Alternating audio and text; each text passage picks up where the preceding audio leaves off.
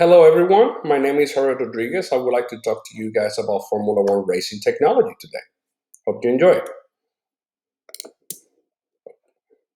What is Formula One racing? Formula One racing is the highest level of auto racing in the world. It's sanctioned by the FIA.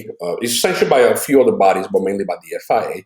And it consists of 10 teams with two drivers each team competing to accumulate the most points in a series of races, or what they call the Grand Prix, around the world. They compete in a period of 19 weeks, one race every weekend.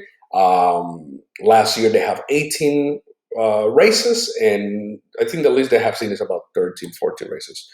The name of Formula One comes from the set of rules that is established by their governing body. These rules change depending on safety requirements that they need to meet, technology developed, and also in order to keep it competitive across the teams.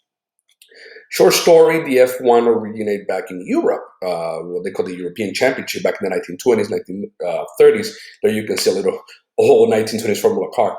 The first organizational rules developed in the 40s before the war, and then they created the championship rules, were formalized in 1947. In the 1970s, big businesses started getting involved heavily into this because it became very trendy. So the FIA and their governing bodies have to come up with very strict engine limitations because now that there's so much money on it, they have money to develop their technology. So their engines were producing up to 1,000 horsepower, which is insane for the cars back then. To give you an example, your car, most people's cars today have about 200 horsepower. And F1 cars today in 2020, 2021 have about 600, 650. They were doing 1,000 horsepower back then. It's a crazy number. After the economic recession around the 2000s, a lot of private companies start buying a lot of these teams.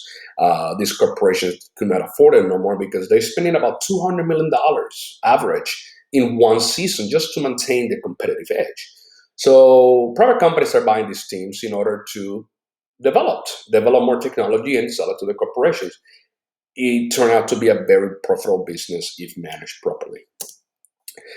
Formula One racing technology that have been used for everyday cars, pretty much tire and safety technology. If you put a seatbelt, which you should every day, you should take F1. F1 develop seatbelts, develop airbags.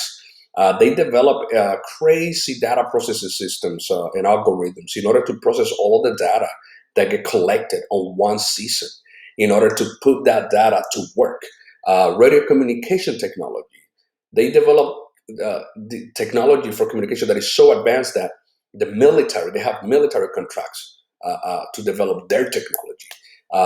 They created traction control, active suspensions, paddle shifters. If you're in your car and you have those little paddle shifters behind your steering wheel, that was developed by a F1 team. Again, their cars and vehicles are so extremely fast.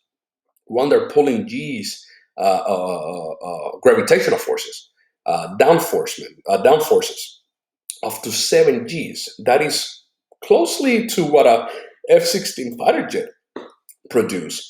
They're traveling a speed of to 250 miles per hour and doing curve and cornering at over 100, 120 miles per hour. So that's why also their bodies are made out of carbon fiber. These vehicles are made out of carbon fibers. It requires something that is extremely strong, like carbon fiber, and is also light enough. These cars weigh no more than 1,600 pounds, including their driver and fuel. So just think about it: 1,600 pounds. Your car probably weighed twice as that, and this 1,600 pound car is traveling at 250 miles per hour, and they have to develop as much downforce as they can. So I put a few graphics there so you can see how they manage to control air and control air fluids in order to keep them grounded.